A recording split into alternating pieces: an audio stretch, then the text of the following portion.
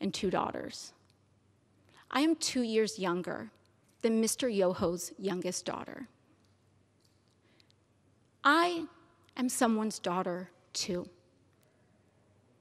My father, thankfully, is not alive to see how Mr. Yoho treated his daughter.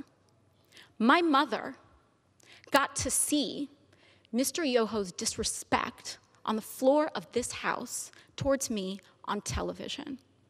And I am here because I have to show my parents that I am their daughter and that they did not raise me to accept abuse from men. Now, what I am here to say is that this harm that Mr. Yoho tried to levy against me was not just an incident directed at me. But when you do that to any woman, what Mr. Yoho did was give permission to other men to do that to his daughters. In using that language in front of the press, he gave permission to use that language against his wife, his daughters, women in his community. And I am here to stand up to say that is not acceptable. I do not care what your views are. It does not matter how much I disagree or how much it incenses me or how much I feel that people are dehumanizing others. I will not do that myself. I will not allow people to change and create hatred in our hearts. And so what I believe is that having a daughter does not make a man decent.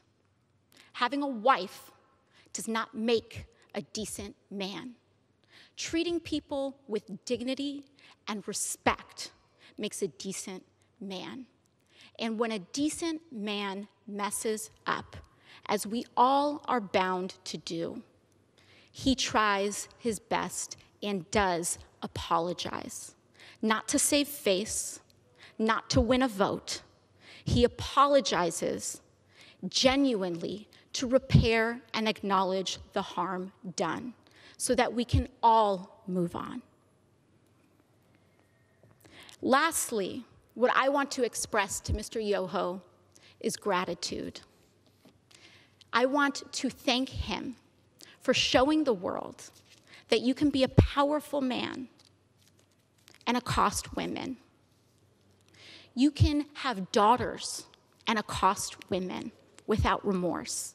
You can be married and accost women. You can take photos and project an image to the world of being a family man and accost women without remorse and with a sense of impunity. It happens every day in this country. It happened here on the steps of our nation's capital.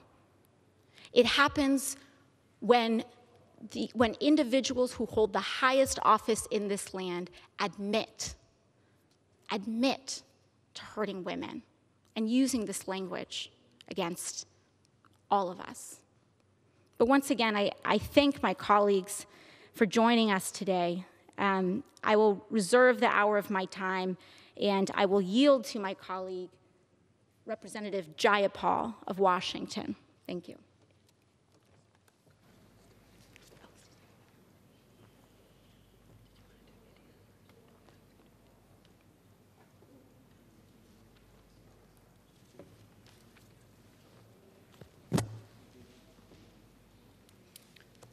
Madam Speaker, that was brilliance, grace, intelligence, and complete dedication to what justice, equality, and dignity in the United States looks like. That is our colleague, Alexandria Ocasio-Cortez, and we are so grateful to her for her voice. What my colleague from Florida did was unacceptable. It was violent, it was sexist, and I do believe he needs to apologize, not because it's going to make our colleague, Ms. Ocasio-Cortez, feel any better, but because he too needs to learn what unacceptable behavior looks like and rise to the level of the office that he has been elected to. It does not dignify not just him, but the 750,000 people that he represents. And I thought, Madam Speaker, that it would be good to review for my colleagues a little bit of the history of the word that was used. The word that begins with a B that's 5 letters and that rhymes with which. That word. From 1915 to 1930, Madam Speaker, that word suddenly took off in usage, in newspaper reports and articles. And you know why? Because in 1920, this body gave women the right to vote. And that was just a little too much power for too many men across the country. And so all of a sudden, that word rose in prominence because God forbid that women would have the right to vote, that we would have power in this body, that we would have power anywhere in this country. God forbid that women would actually have a voice to speak out on issues that mattered and be the arbiters of what is fair and right and spoken with dignity and truism. And so that is when that word started to take off. Now, I want to be clear that this violent language is about power. It is about power. It's about exerting power. It's about wielding power over people. It is about fear of people who may well be smarter than you, harder working than you, and more dedicated to achieving justice than you. It just may be that. It may be that fear. It is about diminishing and disrespecting when you have no other tools to do so. And it's not new. Madam Speaker, you were right here managing time on this floor when I, as a new member of Congress, was told by one of my Republican colleagues that I was a young lady and I didn't know a damn thing about what I was talking about. You were right here managing the time for our side, and you helped me through that moment. Thank you. And I did get an apology on this floor from my colleague across the aisle. I was also told in Judiciary Committee to learn how to read by another one of my members across the aisle. These are the things that happen to us all the time. These are not jokes. They're not little things, not because they hurt us. We are way too strong for that. But because they say something about the caliber of person that is here in the United States Congress. Do you know, Madam Speaker, out of the 11,000 people that have ever served in the United States Congress, there are only 79 of us women of color who have ever served in this body. And yes, we bring a new voice. And so I say to my colleague, Representative Ocasio-Cortez, thank you for your grace and for your brilliance and for your dignity. And to everybody that is out there watching us, and to our colleagues across the aisle, let me say this. We are not going away. There are going to be more of us here. There is going to be more power in the hands of women across this country.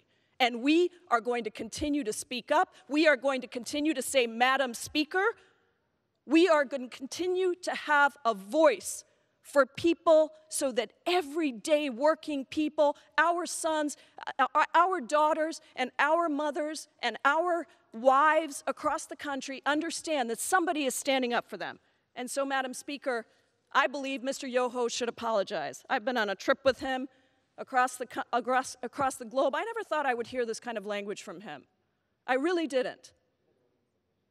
And I'm stunned, and yet at the same time, it's a pattern, and it's an old pattern. Thank you, Madam Speaker, and I thank my colleague. Thank you, Representative Jayapal, and thank you in giving the context of how these words and this language have always been levied towards the ascent of women and women who are ascending in power. I now yield to another phenomenal leader from my own home state of New York, Representative Nydia Velázquez.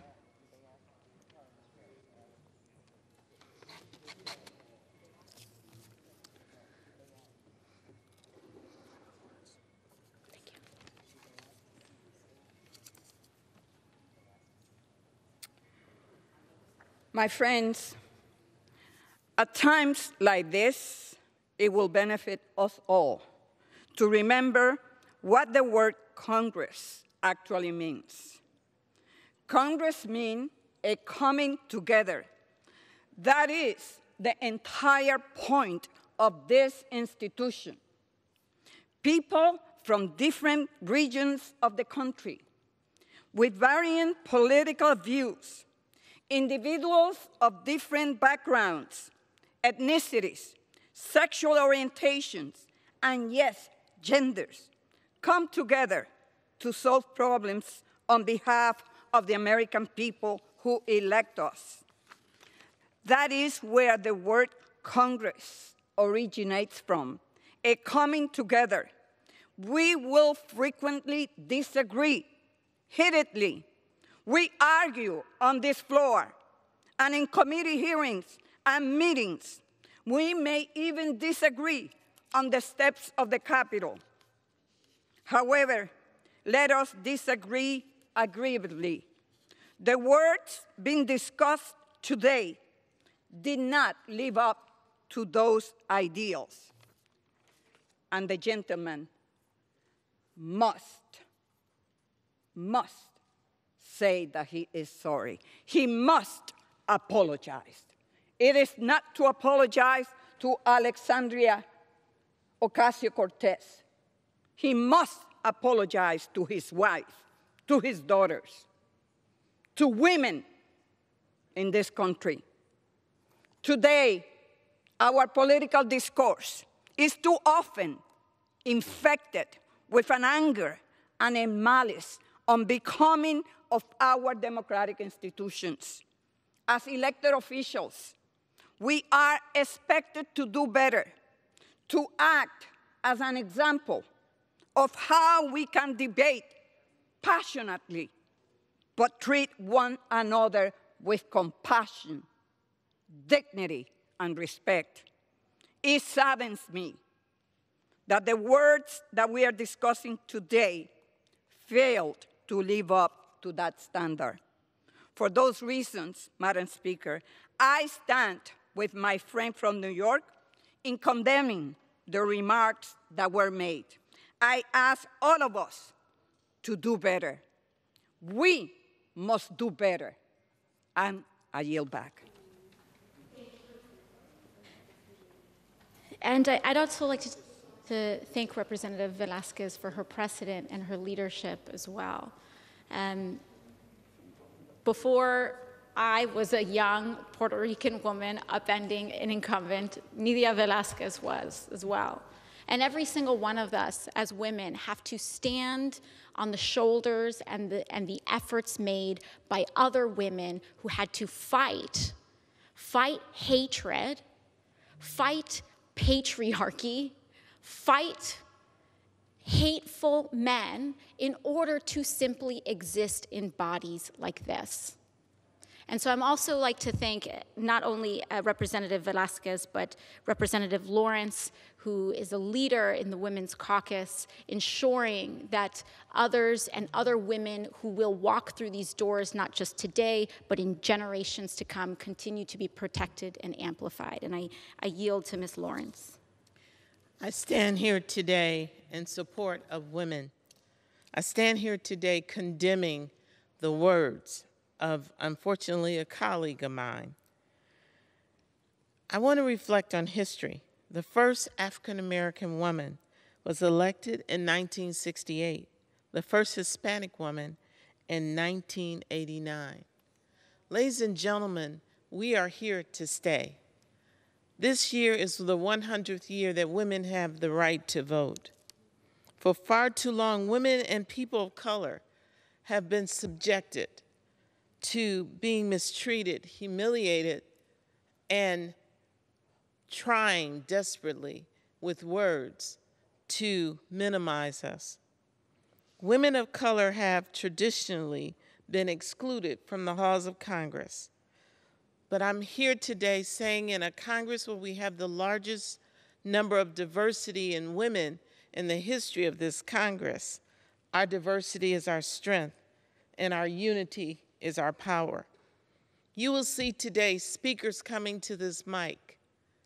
Yes, we're standing up because of the words of one member, but I'm standing here today of generations of assaults, generations of abuse, and stand here proud as a survivor. Our constituents expect leadership, not schoolyard bullying from their elected colleagues. Almost 100 years after the ratification of the 19th Amendment to Congress, to the Constitution, and now at the most diverse that our body has ever been, this is a time we should be celebrating each other, thanking God that we have the opportunity to serve with legends like John Lewis.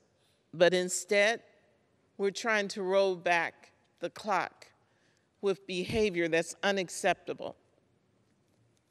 I'm the little black girl from the east side of Detroit who was raised by a woman who was a grandchild of an emancipated slave. I'm not scared of you. I will call you out, and I demand respect, and I will respect you. And I yield back. Thank you. Thank you to my colleague from Michigan, Representative Lawrence. And as I had indicated earlier, that having a daughter does not make a decent man. Having a wife does not make a decent man. But treating people with dignity and respect makes a decent man. And I'm incredibly thankful to have the honor and privilege to serve with decent men in this body each and every day. And it is an honor, and I am thankful to serve with Representative Al Green, who is a sterling example of such a decent man, and I yield to him. Thank you. Madam Speaker, I thank you for this opportunity. Ms. Ocasio-Cortez, I thank you. Madam Speaker, I'm 72 years old. I have no children. But if I had a daughter, I would name her Alexandria because my name is Alexander. If I had a daughter, I would want her to be bold. I would want her to be courageous. I would want her to speak truth to power. I would want her to be just like Alexandria Ocasio-Cortez. The name means helper of humankind, and that is what she's about the business of doing. I salute her for the positions that she's taken. Madam Speaker, this is not the first time we've heard this B word used by people in positions of authority. A higher office in this country has corrupted the discourse. It came from a higher office, and we all took it for granted. We just assumed, well, that's just a person saying something. SOB, you're talking about the mother. This is unacceptable. It is absolutely unacceptable. I believe that we must change the tide of discourse in the country, and I believe that what Ms. Ocasio-Cortez has said is something that all of us should take notice of. She spoke from her heart, as she usually does, by the way. A brilliant head with a compassionate heart. I'm proud of her. I will stand with her not only today, but in the future. I don't have to agree with everything she says to respect her dignity, to respect her humanity. And finally, this. I grew up in a home where scatology was commonplace. I don't think scatologist is a word, but if such a word existed, there were many scatologists in my home. Scatology is a word. And I learned early on how that impacts the psyche of people. We cannot allow what happened to go unnoticed, which is why I am here today. This scatology with the B word is something that demeans every woman when it is used. I will stand against it. and I will stand with the Honorable Alexandria Ocasio-Cortez. I yield back the balance of any time that I have. Thank you, Representative Green. Your words brought tears to my eyes. I think that the relationship, particularly between fathers and daughters, is a very sacred one, and it's a very special one. But I also know if my father was publicly using that language to another woman, particularly my age, but any woman, I would tell him that he needed to apologize, and that his behavior was reprehensible and embarrassing. I would like to yield to Representative Jackie Spear of California. I thank the gentlelady. I want to compliment you on a profound, articulate, and accurate statement of what is wrong with what is going on in this country and what is going on wrong in this body. Thank you. As one of the co-chairs of the Democratic Women's Caucus, I stand here as the author of the letter, along with my colleagues, calling on Mr. Yoho to apologize, demanding an apology from him to Ms. Ocasio-Cortez. He didn't give an apology yesterday, as Ms. Ocasio-Cortez indicated. But we really are at a watershed moment in this body. We have mourned the loss of two great leaders of this body. John Lewis, we sat on this floor last night for hours on both sides of the aisle talking about his greatness. And what did he call us? He called us a family. A family does not talk to each other as Mr. Yoho had talked to Ms. Ocasio-Cortez. We mourn the loss of Congressman Elijah Cummings, who said, "We are better than this." And we are better than this. We are the most diverse Congress ever in the history of this country. 24% of us are women. 8% of us are women of color. Now, where does this all come from? It comes from the top. It comes from the White House, who calls women crazy Nancy, or such a nasty woman, or a low IQ person of a colleague of ours who serves as a chair of a committee. A crazed, crying lowlife. Our colleague, Mr. Yoho, conducted himself like a hit-and-run driver. And he does not want to take responsibility for his conduct. I believe he must take responsibility for his conduct. We are not, as women in this House, going anywhere. We are here to stay. We belong here.